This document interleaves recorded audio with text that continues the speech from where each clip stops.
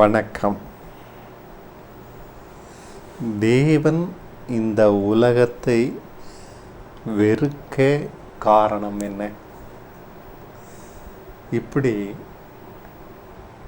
சிந்தித்து பார்ப்போமா? அது பயனுள்ளதாக இருக்கும் என்று நான் நம்புகிறேன். அவர் இந்த உலகத்தை உள்ள அனைத்து பொருள்களையும் சிருஷ்டித்தார். ஆனால் அவரால் இன்று அது வெறுக்கப்பட்டிருக்கிறது. அவருக்கு தெரியும் இது பாவத்திற்குள்ளாக போகும் என்று. ஒரு போட்டி என்று வந்தால் அங்கு தோல்விக்கும் வாய்ப்புண்டு, வெற்றிக்கும் வாய்ப்புண்டு. ஆதாமுக்கு அவர் வைத்த அந்த சோதனையில் அவன் தோற்பதற்கே அதிக வாய்ப்பு இருந்தது. அவன் தேவனுக்கு கீழ்ப்படியாமல் போனே தோற்று போவான் என்று தேவனுக்கு தெரியும்.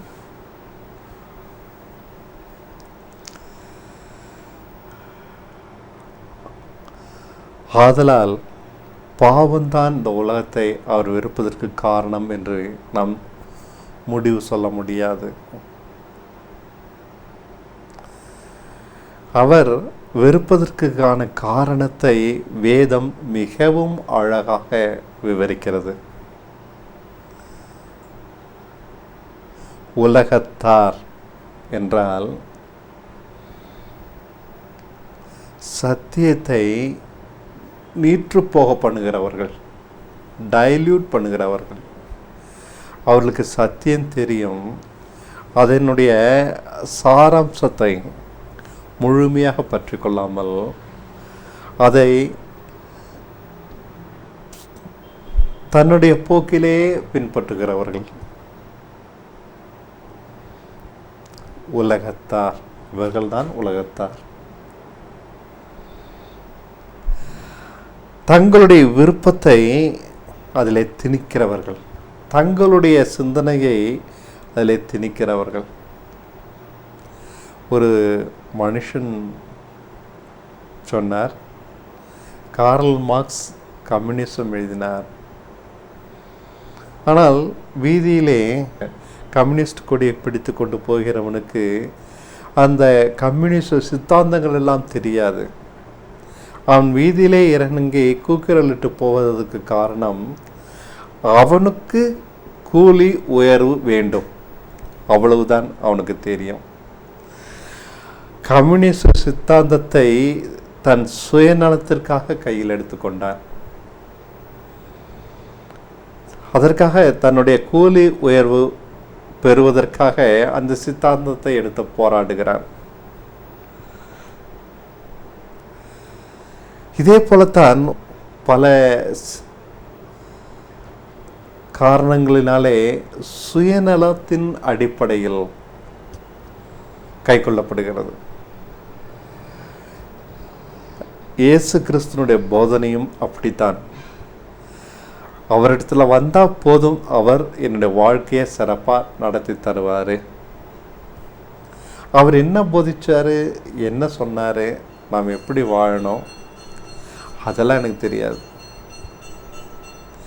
இயேசு கிறிஸ்து மாதிரி வாழ முடியாது. ஆனால் அவரை நான் பின்பற்றுகிறேன்னு ஏன் சொல்கிறேன்னா, என் வேலை ஒழுங்காக நடக்கணும், என் வாழ்க்கை ஒழுங்காக நடக்கணும், என்னோட குடும்பம் ஒழுங்காக இருக்கணும், என்னோட பிள்ளைங்கள் நல்லபடியாக வாழணும். இவ்வளவு தான் சுயநலம். சுயநலத்துக்காக சுவிசேஷம், சத்தியம் எவ்விதமாக நீரூற்றப்படுகிறது, டைலூட் ஆக்கப்படுகிறது. நம்முடைய நோக்கம் குறுகினது. குறுகின வட்டத்துக்குள் இருந்து கொண்டு தேவனை தேடுகிறோம்.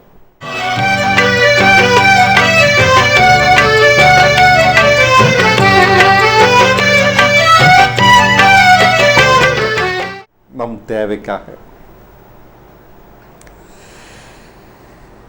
இதனால் நாம் யார்? உலகத்தார்.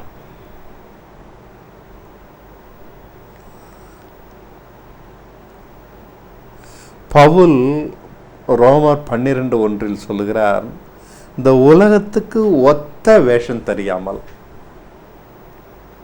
மிகவும் அழகாக பேசுகிறார். உங்களை, உங்கள் சரீரத்தை ஜீவ பலியாக ஒப்புக்கொடுங்கள், அதுவே நீங்கள் செய்யத்தக்க புத்தியுள்ள ஆராதனை என்று சொல்லுகிறார்.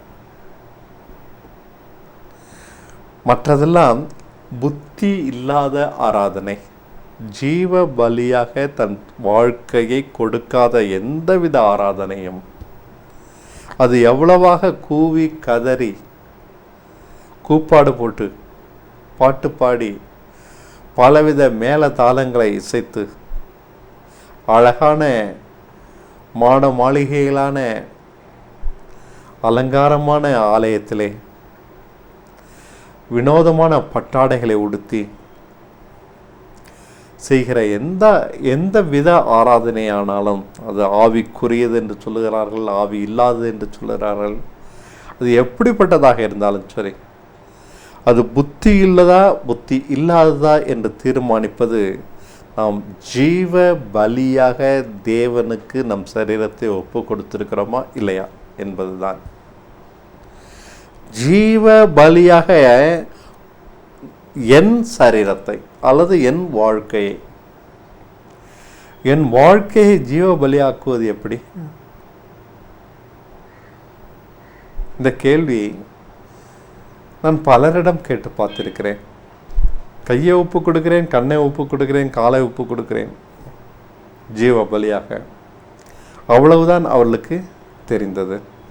அதற்கு மேல் அவர்களுக்கு தெரியவில்லை.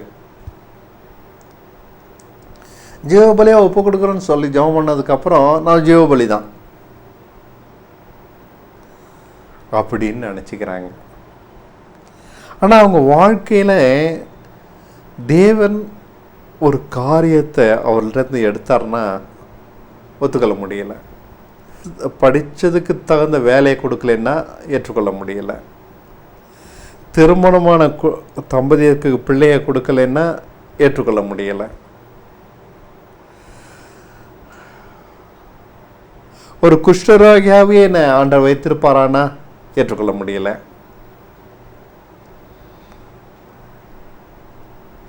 கல்யாணமாகாதவளாகவே என்னை வைத்திருப்பாரானா ஏற்றுக்கொள்ள முடியலை.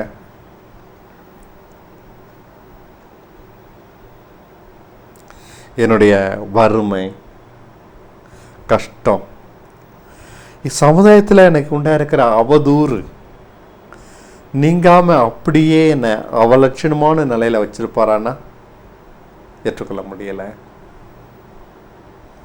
என் குடும்பத்தை பிரித்து என்ன ஒரு பக்கமும் என் மனைவியை ஒரு பக்கமும் வேலையில் உட்கார வச்சு அதுக்கு ஆண்டவர் வழி நடத்தினார்னா ஏற்றுக்கொள்ள முடியலை.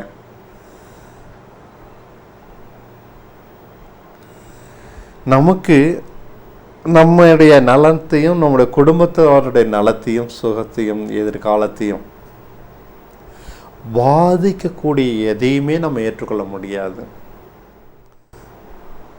ஆனால் ஜீவ பலினா இதுதான்.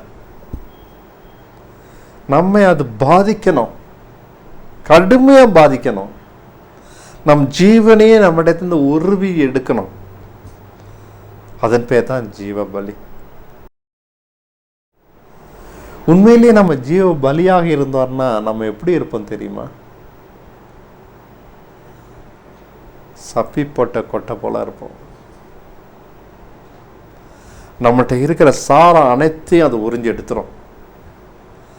நம்முடைய வாழ்க்கையில அதற்கு முன் நீங்க இருந்த அது வேற, அதற்கு பின் நீங்க இருப்பது வேற.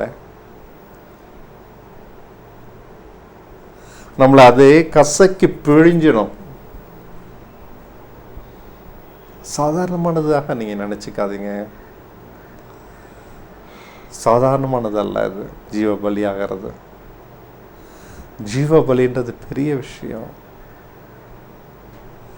அதை எல்லாரும் செய்திட முடியாது. ஆபிரகாம் தன்னுடைய பிள்ளைய பலியிட மொரியா மலைக்கு அழைச்சிட்டு போனான்னா சாதாரணமான மனநிலை கிடையாது. அது யாரும் செய்ய மாட்டாங்க.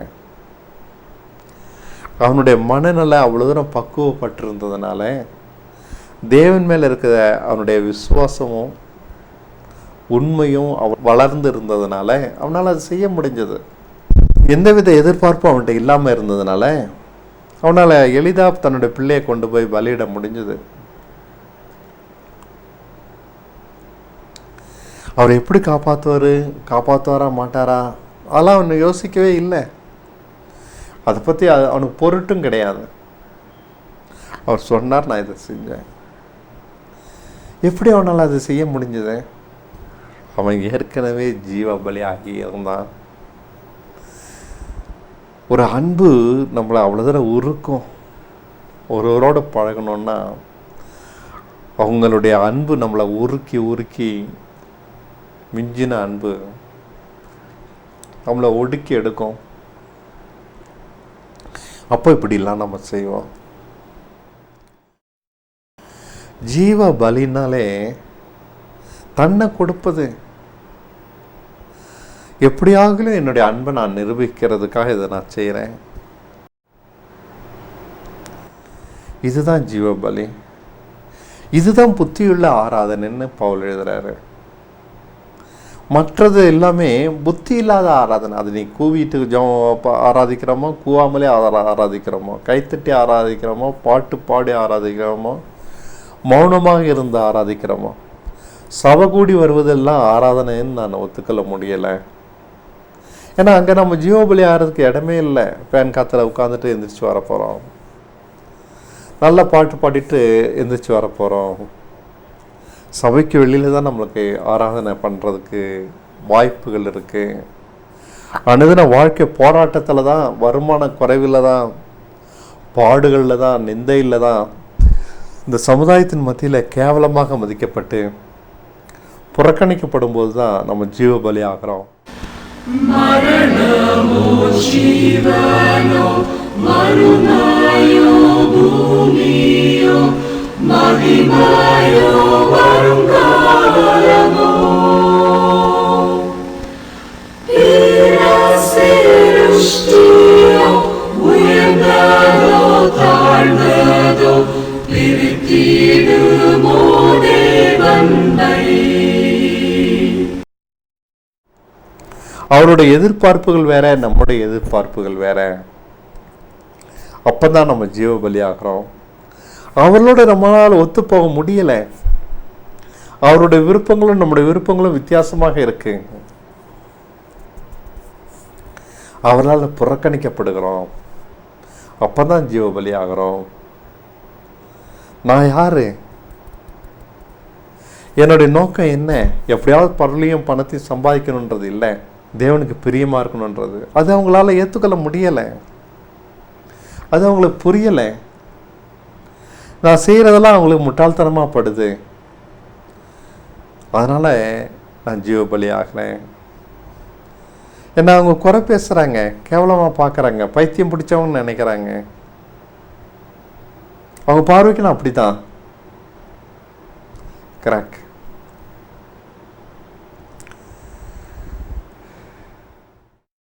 ஜீவ பலின்றது நம்முடைய வாழ்க்கையை உருக்கி எடுத்து அவர் சித்தத்துக்கு நம்மளை பணிய வைக்கிற ஒரு செயல். நம்முடைய ஆசைகளையும் கனவுகளையும் உடைச்சு போட்டுட்டு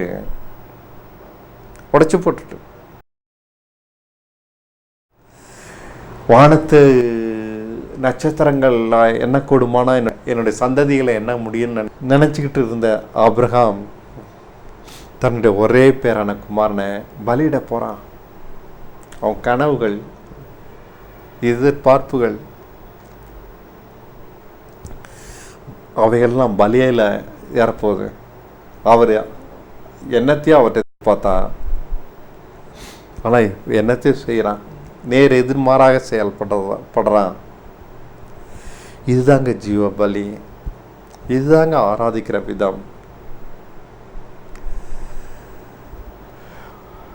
பல்லவத்தில் யோவான் தரிசிக்கிறான். அங்கே இருந்த 24 மூப்பர்களும் தங்கள் தலைமையில் இருக்க கிரீடத்தை எடுத்து தேவனுக்கு முன் வீசி எறிகிறாங்களாம்.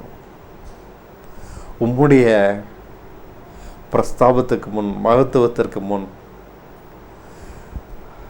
எங்களுடைய மகிமையெல்லாம் ஒன்றுமே இல்லை.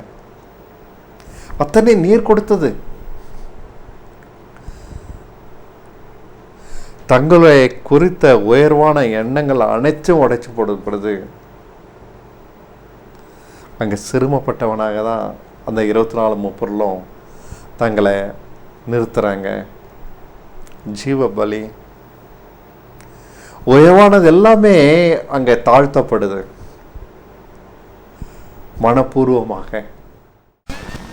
தெய்வன்பின் வெள்ளமே திருவாருள் தோற்றமே நெய்வானதானந்தமே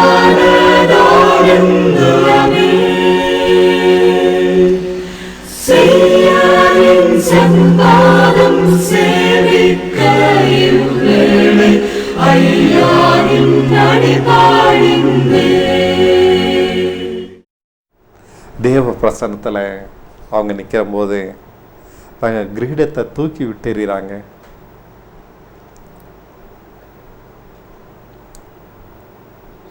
கிரீடத்தை வச்சுக்கிட்டே இருக்கிறது பாவமா?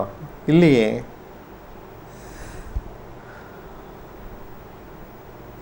எனக்காக கொடுத்த என்னோட பிள்ளையை நான் பலி கொடுக்கறது அவசியமா? அவர் கேட்டா நான் கொடுத்துட்டணுமா? வளர்க்கணும்னு ஆசைப்பட்டு தானே இப்போ தேவனிடத்திலிருந்து பெற்றுக்கொண்டேன். நான் ஏன் கொடுக்கணும்? நான் கொடுக்க மறுத்து நான் பாவம் செய்கிறேனா? இல்லையே. என்னுடைய நியாயம்தான் அங்கே நிற்குது, அநியாயம் இல்லை. கொடுக்க மறுத்தாக்கா ஆபிரகாம் தனக்கு கொடுக்கப்பட்ட பிள்ளையை பலியிட மறுத்தான்னா அநியாயமாக ஆகாது. ஆனால் நியாயமா அநியாயமா அல்ல, நான் ஜீவ பலியாக ஆகத்தான் அன்பு நம்மளை வழி நடத்தும்.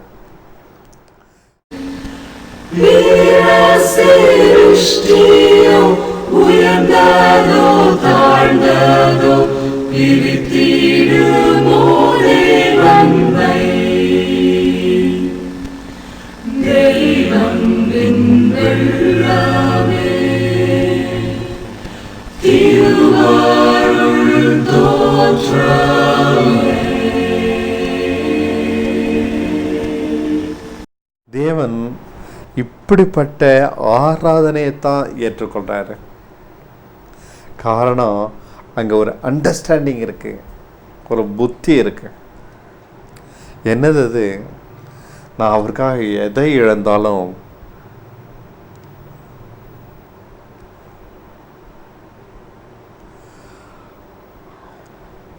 அது எனக்கு நல்லது. எனக்கு முன்னாடி அவரை அல்லாமல் வேறு எதுவுமே பெருசாக இருக்கக்கூடாது. அவர் தான் பெருசாக இருக்கணும்.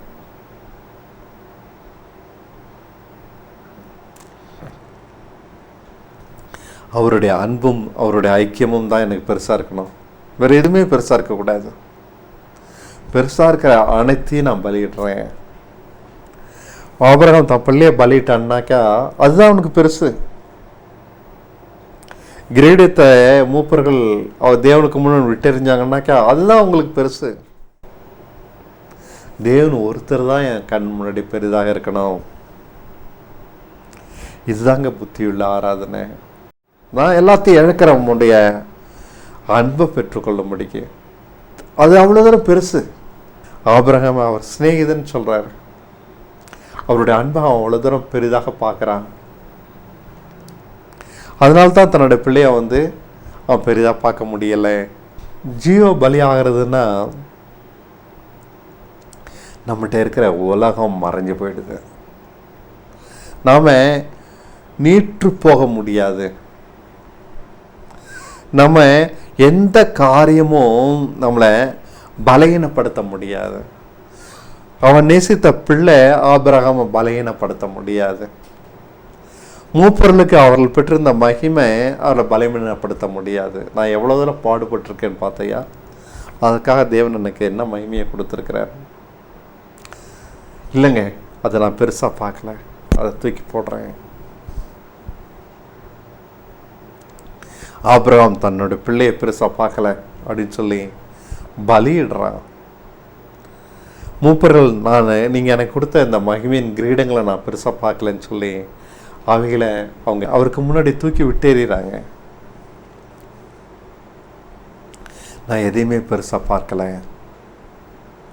ஏன்னா நான் எதையாவது பெருசாக எண்ணினேன்னா அது என்ன இந்த உலகத்தாராக மாற்றிவிடும்.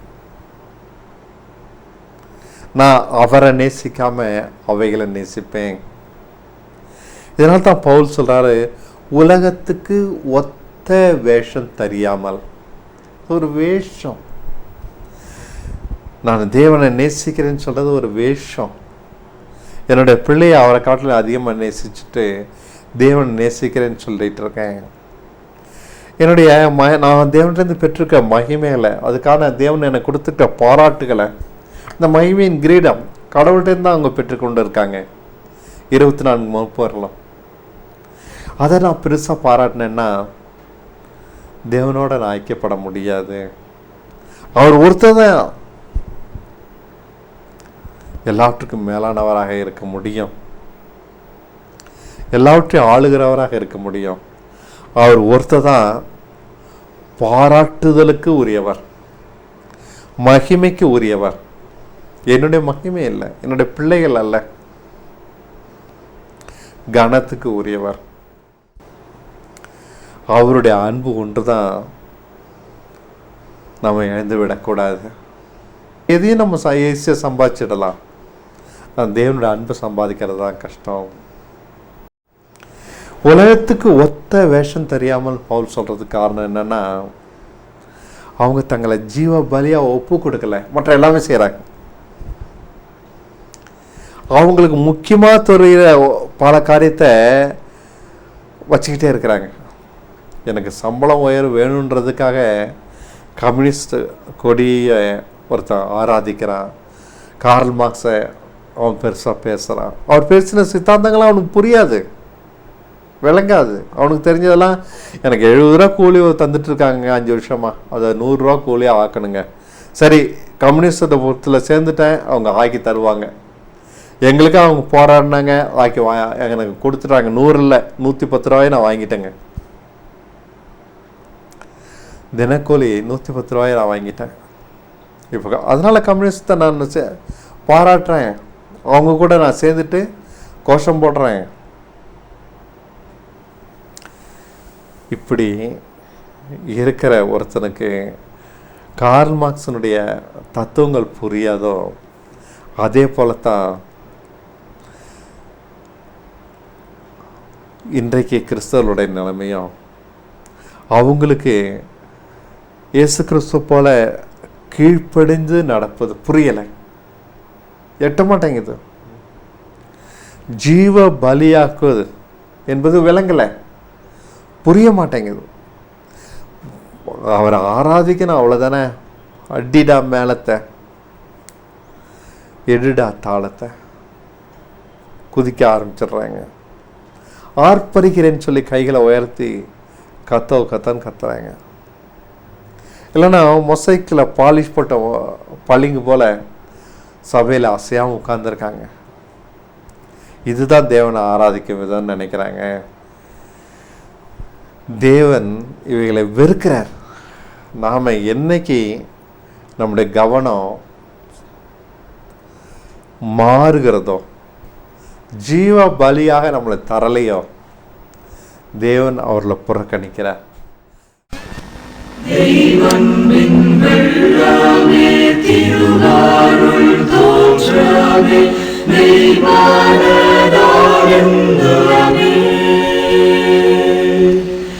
செய்யாரின் சம்பாதம் சேவிக்க இவ்வேளை ஐயாவின் நடிபாடிந்தே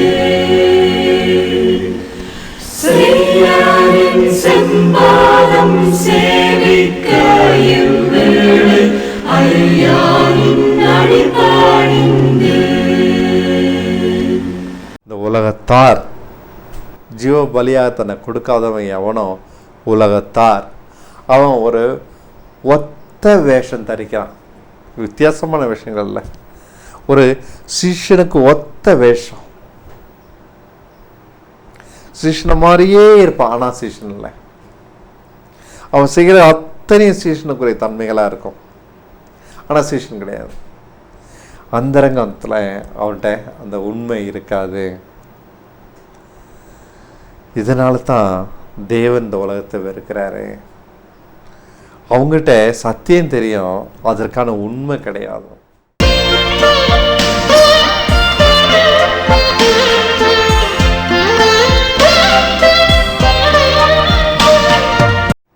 அவங்க சிலுவை சுமக்கணும்னு தெரியும், மாம்சத்தை அதனோட ஆவினால் அழிக்கணும்னு தெரியும், அதை அவங்க செஞ்சது கிடையாது. அவங்க சிலுவை சுமந்தது கிடையாது.